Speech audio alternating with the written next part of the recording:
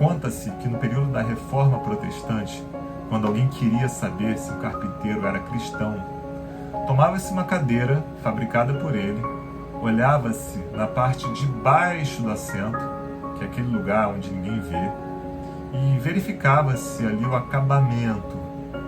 Se estivesse com a mesma qualidade do restante da peça, sabia-se que era o cristão. Porque o cristão fazia a cadeira para a glória de Deus.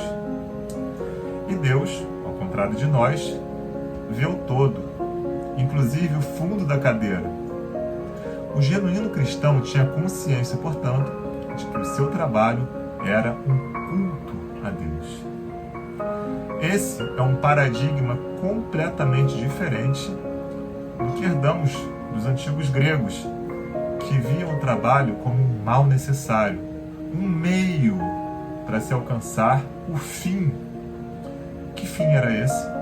Era o ócio, de onde se podia desenvolver o que era realmente produtivo ao ser humano, no campo das ideias, das virtudes e da prática cívica.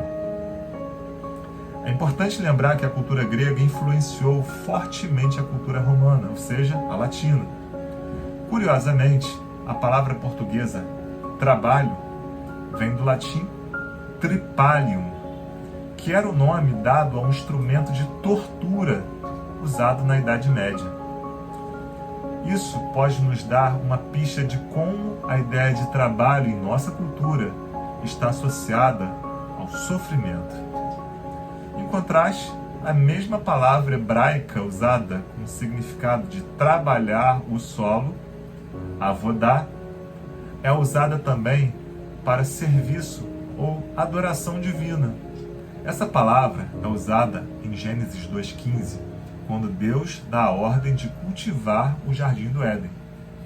Isso é especial porque nos 2 primeiros capítulos de Gênesis, nós vemos ordens de trabalho dado ao homem antes da queda, o que invalida a ideia de que o trabalho é um efeito colateral ou uma punição pelo pecado. Na verdade, e isso é muito interessante, como no primeiro capítulo de Gênesis, o protagonista é Deus trabalhando, vemos que ao dar uma parte do trabalho ao ser humano, este ser humano está sendo identificado com Deus.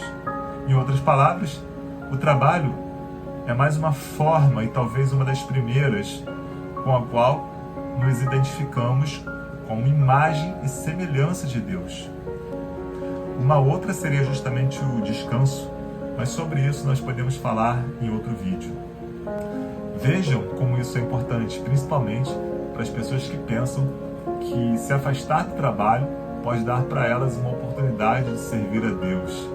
Alguns veem o trabalho como apenas um meio, um mal necessário para que possam fazer o verdadeiro ministério em momentos dedicados a isso, ou sustentar pessoas que fazem o ministério real.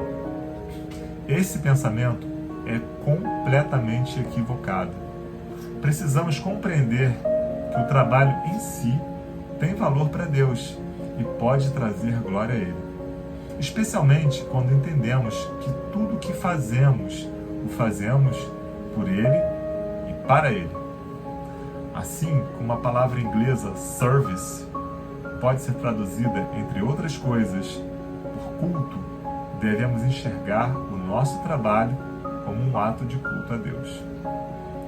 É claro que o trabalho também é um gerador natural de oportunidades de evangelizar no sentido mais literal da palavra, ou seja, de comunicar o Evangelho com aqueles que nos rodeiam. E é sim também uma maneira de obter dinheiro para as necessidades de outras pessoas e para a missão de Deus no mundo. Tudo isso torna o trabalho ainda mais relevante para o reino, e tudo isso deve ser feito mesmo, até para aproveitar ao máximo todas as oportunidades que o trabalho gera.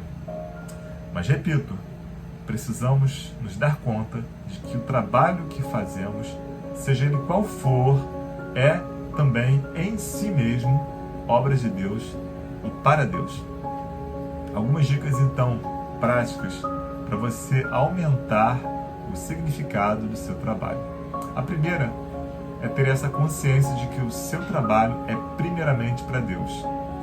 Se você tiver isso, tudo o que você fizer será um ato de culto a Deus. Faça-o, portanto, com gratidão, amor e dedicação. Faça o seu melhor. A segunda, Paulo diz que tudo o que fazemos sem amor não tem significado ou valor. Portanto, deixe que o amor de Deus irradie em sua vida. Isso afetará a sua motivação, a forma como você trabalha e como se relaciona com as pessoas do trabalho. O que você estiver fazendo, faça com amor. Terceiro, aproveite as oportunidades de trabalho para amar as pessoas, ouvir as pessoas, servi-las, orar por elas e gerar oportunidades criativas para compartilhar o Evangelho. Quarto, use os recursos oriundos do seu trabalho para ajudar os necessitados, investir em missões e sustentar a obra de Deus. Seja um bom mordomo dos recursos que Deus te dá através do seu trabalho. Quinto, não idolatre o seu trabalho. Entenda que por mais que ele seja um meio para adorar a Deus, Deus continua sendo o foco da sua adoração. E as pessoas são mais importantes do que o seu trabalho. Queremos que cada estudante, cada profissional que está assistindo a esse vídeo seja como aquele carpinteiro que eu falei no início, que esteja consciente de que tudo o que faz é em si um trabalho para Deus. Se isso acontecer, eu vejo pelo menos 3 consequências. Primeiro, Deus será glorificado através do processo e do resultado do nosso trabalho. Segundo, teremos pessoas mais realizadas e conscientes de que o trabalho que fazem é cheio de significado. E terceiro, certamente teremos um mundo com cadeiras melhores. Deus abençoe muito você. Até o próximo vídeo.